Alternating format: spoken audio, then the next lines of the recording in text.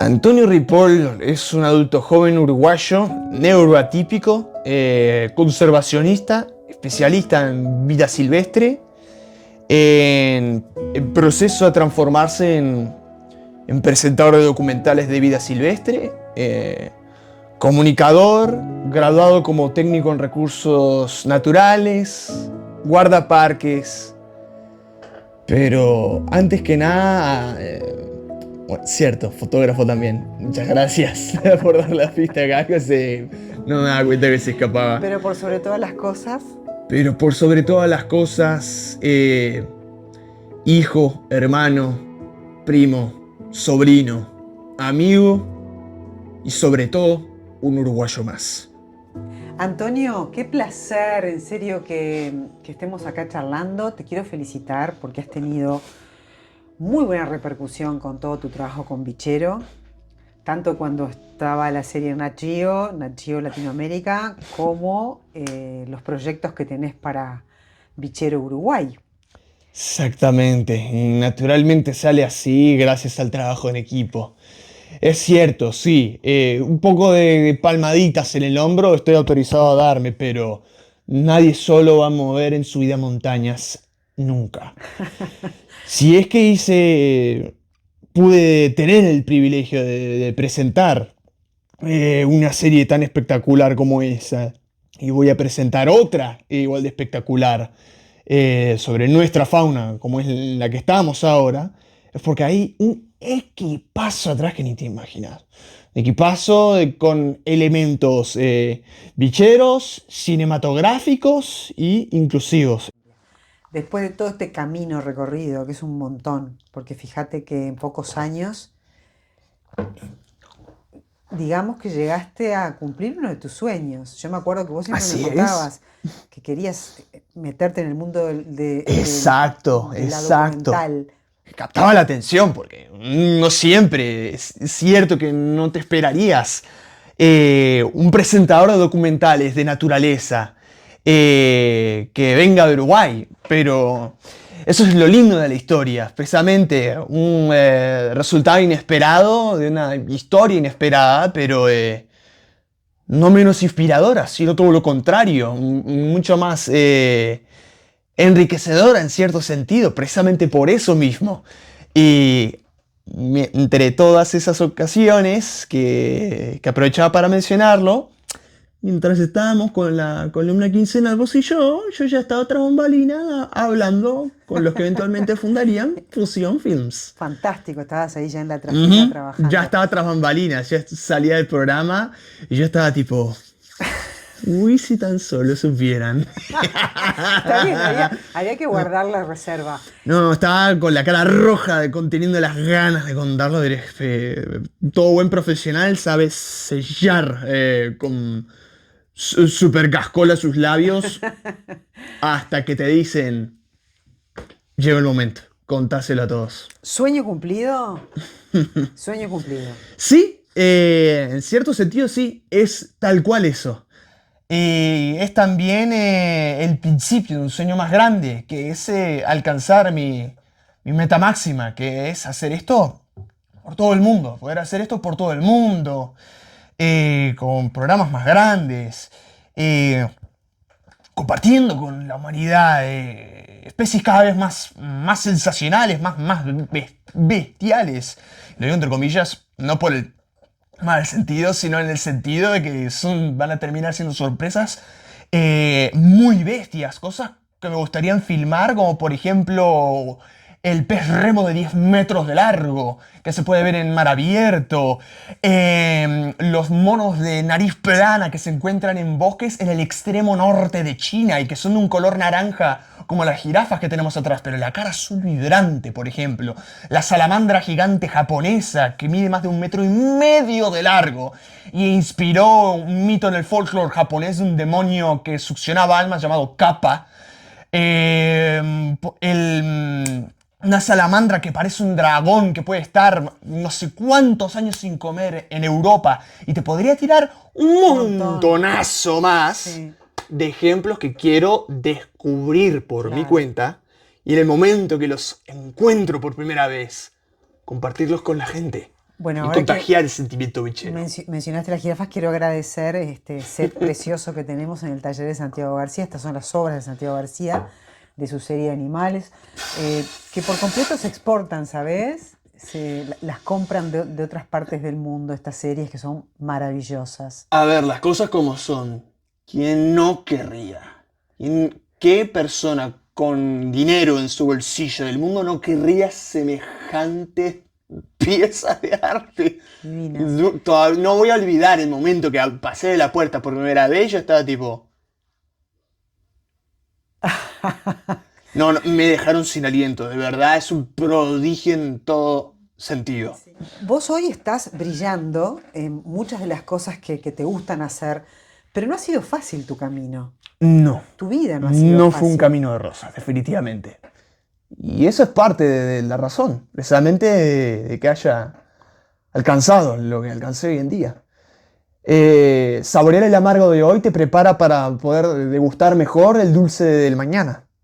A mí me diagnosticaron con Asperger de alto rendimiento, creo que a eso de entre los 6 y 8 años de edad más o menos.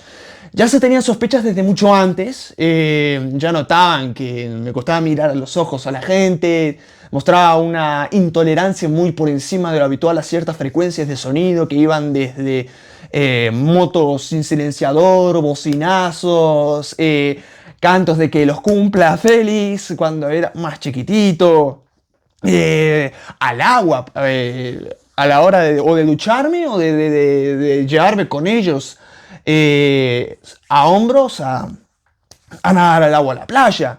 Realmente no entendían y querían entenderlo desesperadamente, así que recurrieron a expertos. En aquel entonces en Uruguay no tenemos nada. No habían registros. Ningún antecedente ni nada. Entonces buscaron los que habían en Estados Unidos por aquellos tiempos. Encontraron solo 5. Estamos hablando además de una potencia en la cual han salido cada coloso tecnológico. Windows, Microsoft, Google. 5.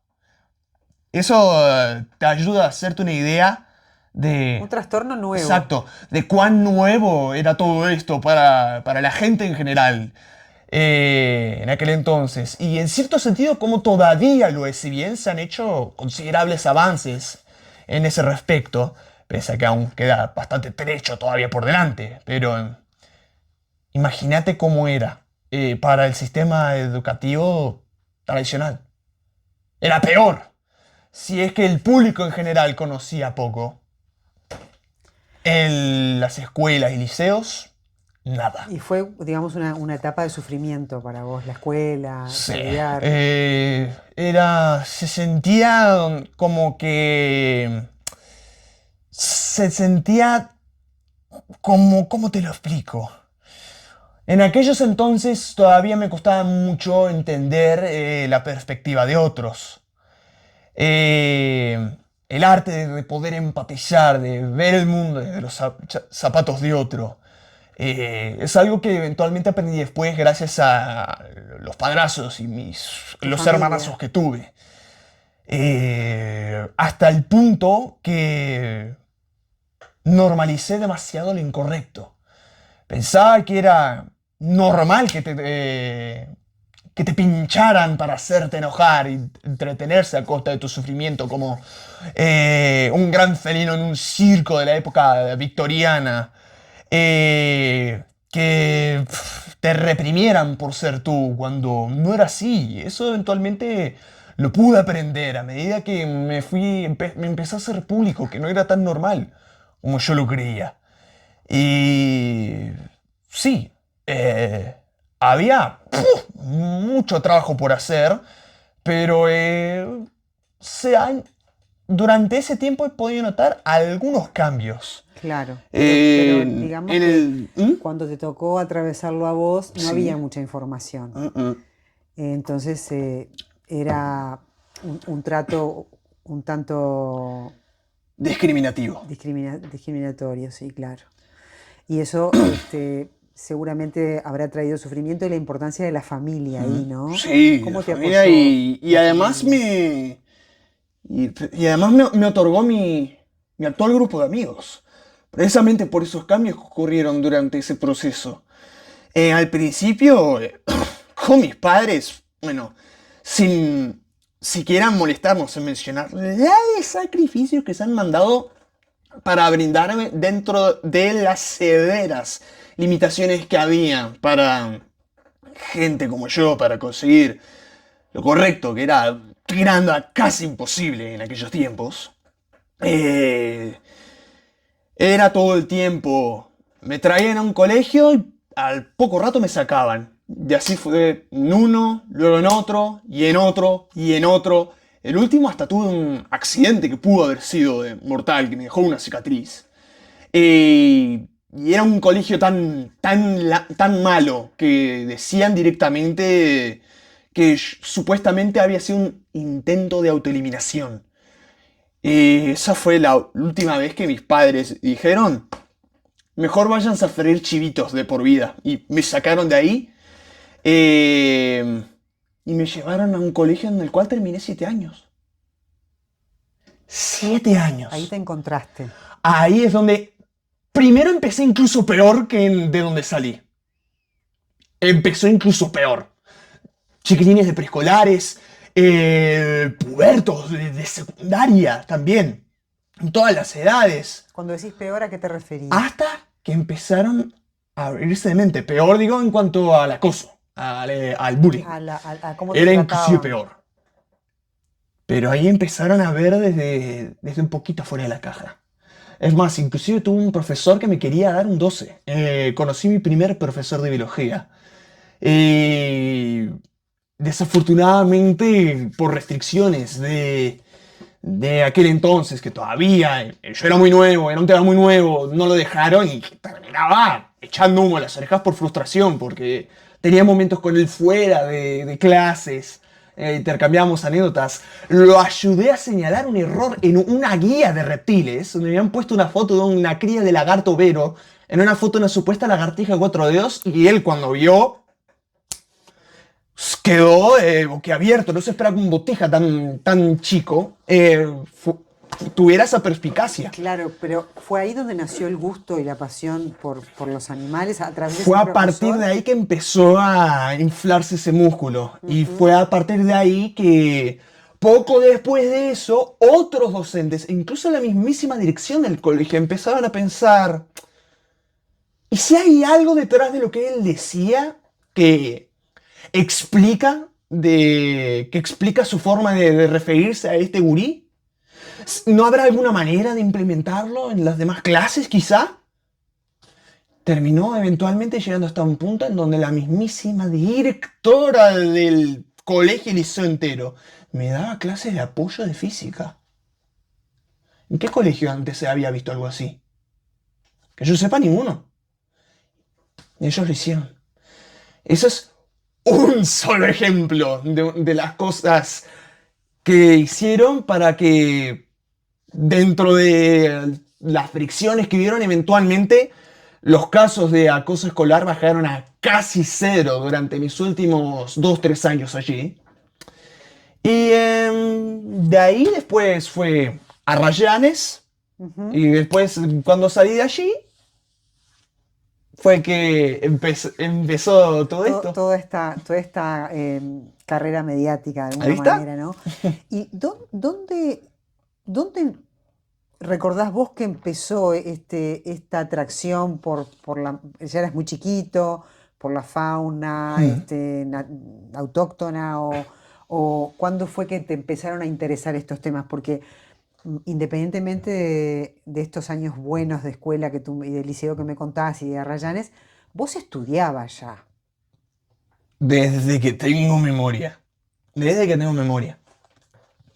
Así que será, o sea, literal la evidencia más vieja que se tiene, que todavía sobrevive. Es una foto de un dibujo que dice de un tucán toco con 4 añitos.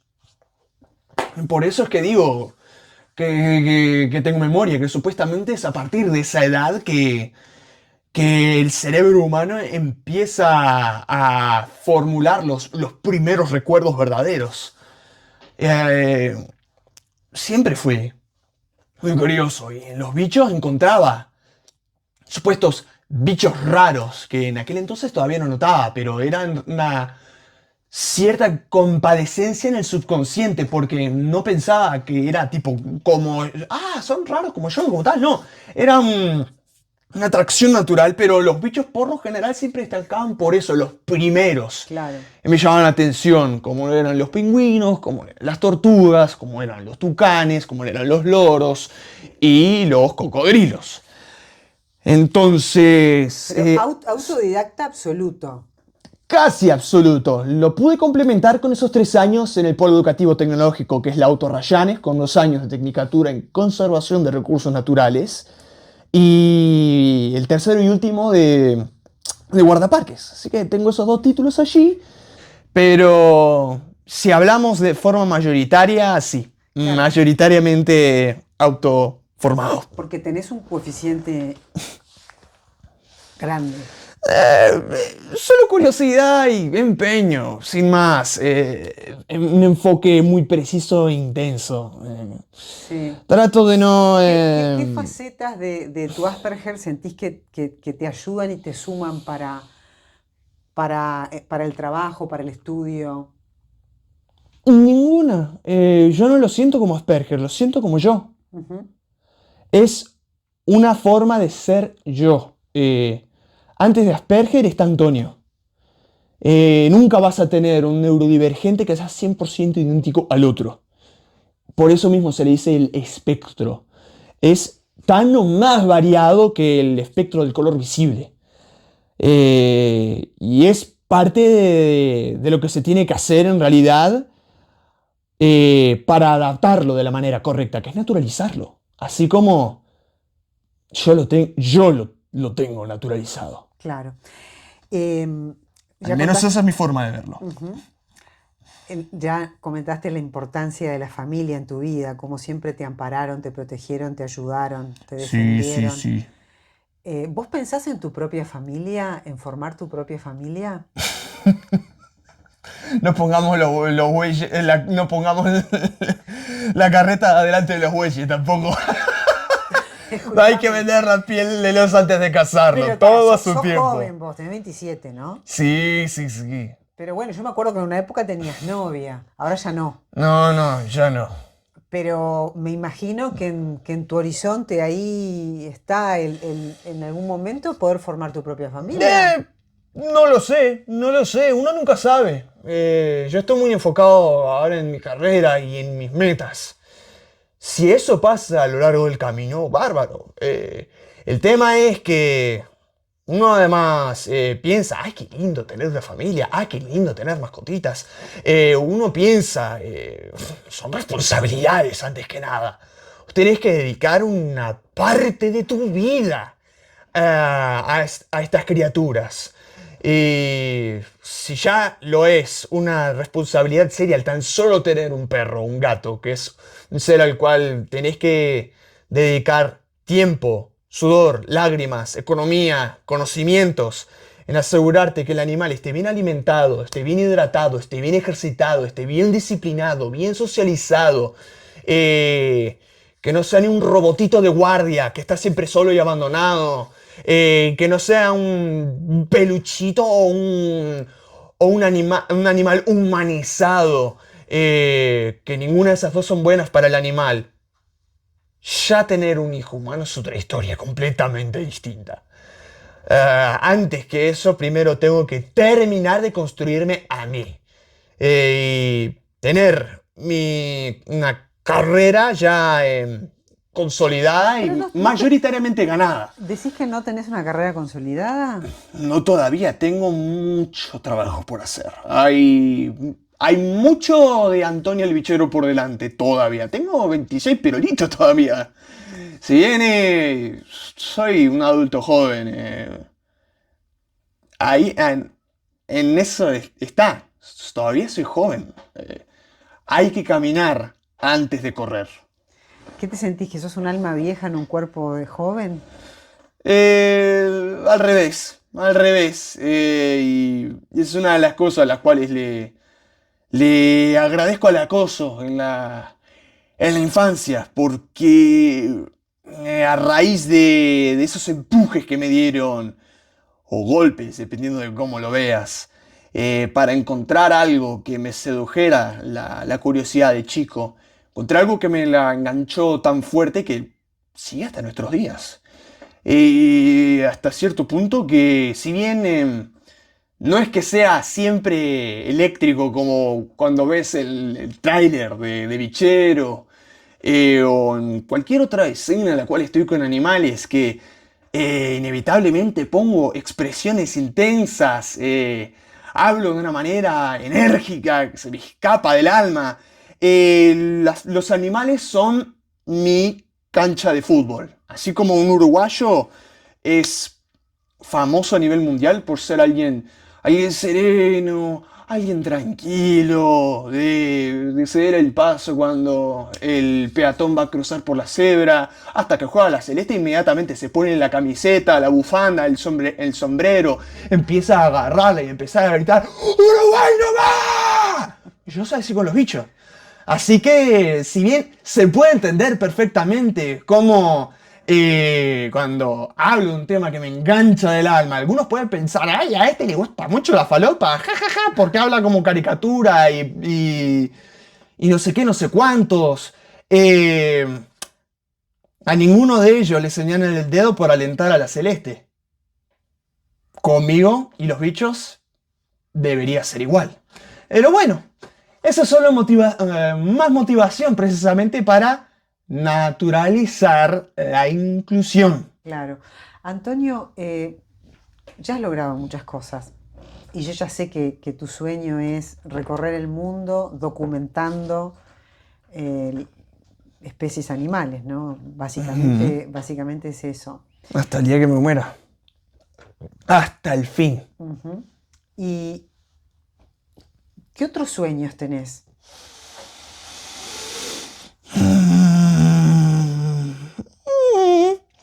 Bueno, algo que no estaría mal.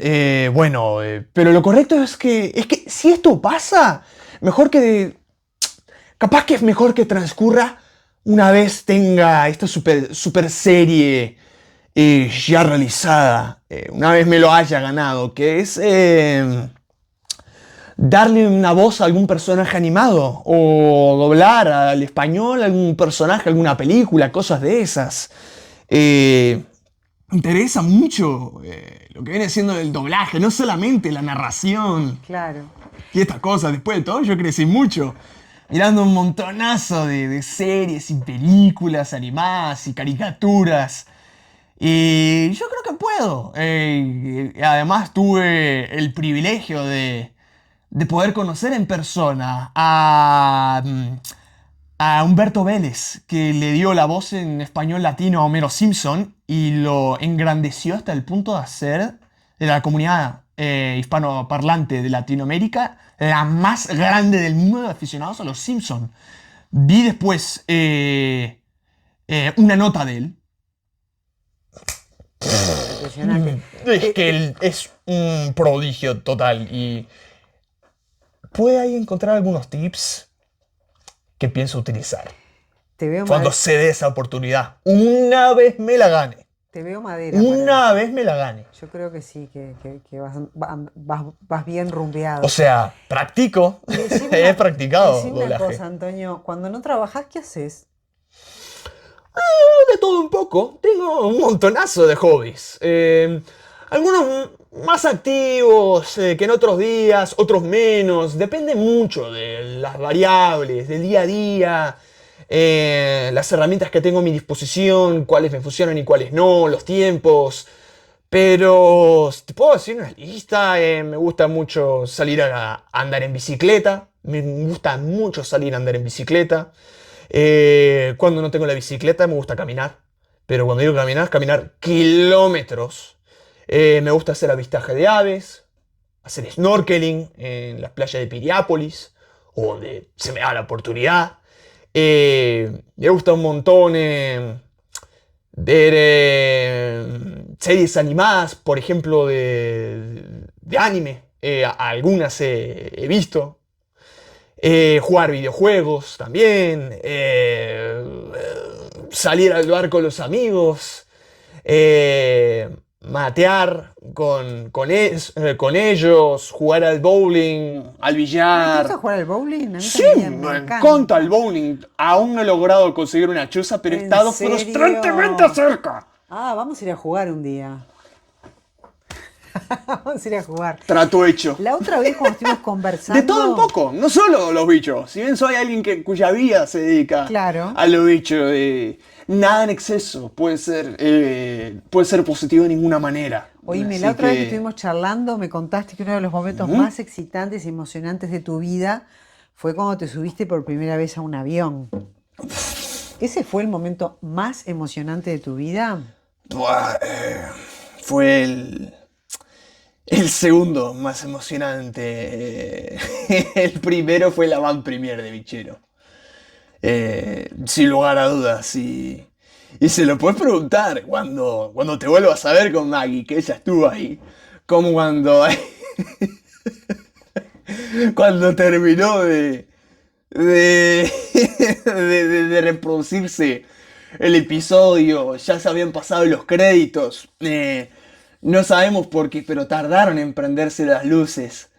Y yo ahí, la ocasión, yo estaba... Era un desastre. Yo ¿Tuviste que hablar ahí? Yo de la cara toda salada, de llorar de la emoción y ya en la oscuridad se escuchaba tipo... Muchas gracias por demorarse en prender la luz. De verdad, no estoy presentable, digo, para nada. ¿Y tuviste que hablar ahí?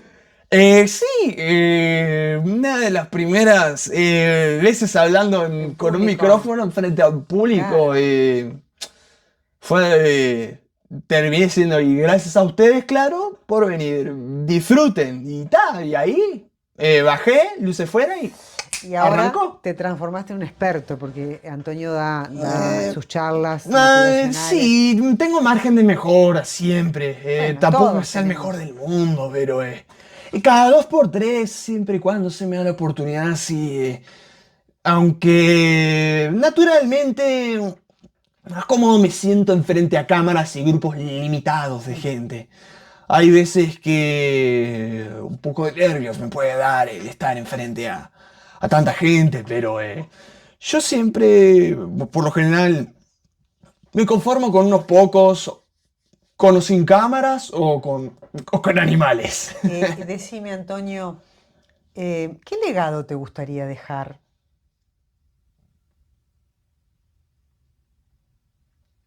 Un mundo donde conocer especies y adaptarse a quienes son diferentes a una segunda naturaleza humana. ¿Y qué tenemos que aprender de los animales? Sin antropomorfizarlos a ellos, sin humanizarlos, ni animalizarlos nosotros.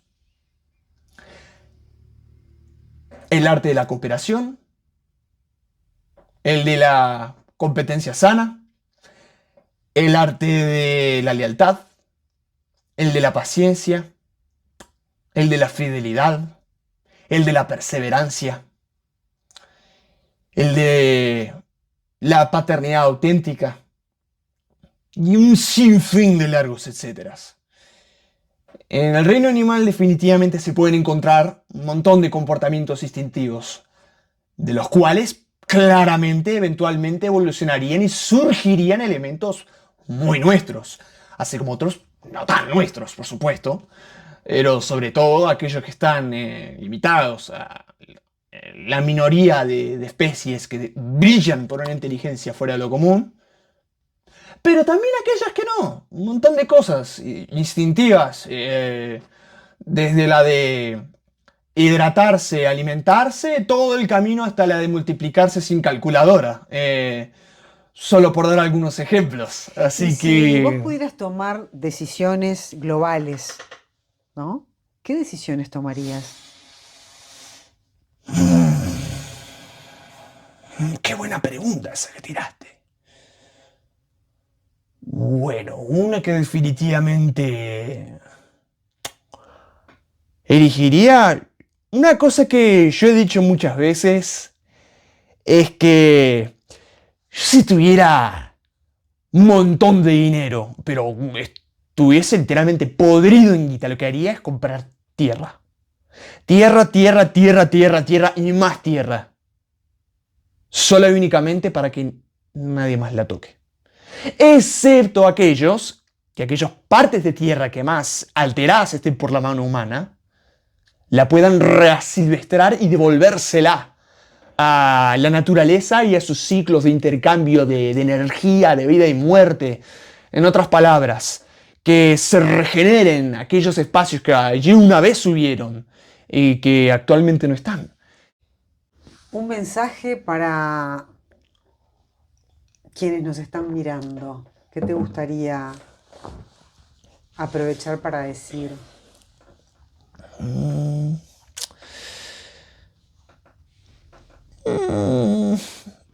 Que además ya tuve muchas ocasiones en las cuales he dado mensajes finales, pero yo sí puedo dar uno, sean cuales sean sus metas, grandes o chicas, siempre y cuando recuerden de dónde vinieron, los mejores valores que les hayan enseñado para poder aferrarse a esas dos cosas, a sus grandes metas del futuro, pero los orígenes del pasado, así sean dulces o amargos o agridulces. Nunca olvidar quién sos y ser siempre fiel a eso, a la persona que vos sos. Y si vas a evolucionar, que sea el mejor vos que puedas ser. Eso es nada más. Muchas gracias, Antonio, por haber aceptado esta conversación conmigo. A las órdenes, querida amiga. Para vos, sabes que estoy siempre disponible para lo que precises.